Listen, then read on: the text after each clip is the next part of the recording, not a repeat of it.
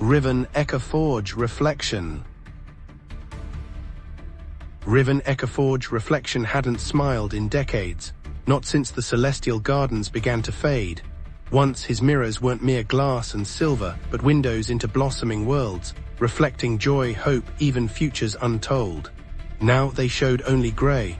Dust motes danced in the dim light of his workshop, mirroring the emptiness in his heart. He hadn't crafted a mirror that held anything but sorrow in years, and the weight of it threatened to shatter him as completely as one of his flawed creations. He was Echoforge, they called him, but he felt more like a tomb keeper, preserving echoes of what was lost. A young woman, Lyra, arrived at his workshop, clutching a shard of iridescent glass. It wasn't from a mirror, but a fallen petal from a celestial bloom, a flower thought extinct. "My grandmother, she spoke of you," Lyra said, her voice barely a whisper.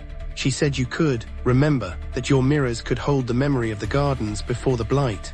She pleaded with Riven to craft a mirror that could show her what her grandmother had lost, a way to understand the stories she'd been told. He hadn't felt a spark of purpose in ages, but looking at Lyra's desperate hope, something within him stirred. He accepted the shard, a sliver of a forgotten paradise, and a new, impossible task began. Days bled into weeks, and Riven worked tirelessly, but the mirror remained stubbornly blank. He poured all his skill, all his remaining magic into the creation, but the shard refused to yield its secrets. Each failed attempt chipped away at his hope, and the greyness within him deepened. Then, a messenger arrived with devastating news. The last known seed of a celestial bloom had withered, extinguishing the last chance of natural restoration. Lyra, witnessing his despair, blamed him, accusing him of being a relic of a bygone era, incapable of saving what remained. Her words were a cruel blow, reinforcing his deepest fears. But Lyra's accusation sparked something within Riven. He realized he'd been trying to recreate the gardens, to capture their past glory. He'd forgotten that mirrors don't simply reflect what is, but what could be. He shifted his focus, not on the shard's past, but on its potential. He began weaving his magic not into a replication, but an invocation, a call for the gardens to bloom anew. He wasn't trying to remember the past, but to dream a future. This wasn't about preserving memory, it was about forging possibility. As the mirror neared completion, a strange energy pulsed through the workshop, attracting unwanted attention. A shadowy figure, Malka, a collector of lost wonders, arrived, demanding the mirror. Malka believed the garden's power could be harnessed, controlled, and exploited. He attacked, shattering several of Riven's creations and wounding Lyra. Riven, weakened and desperate, was forced to flee, leaving behind his almost completed mirror and the injured Lyra.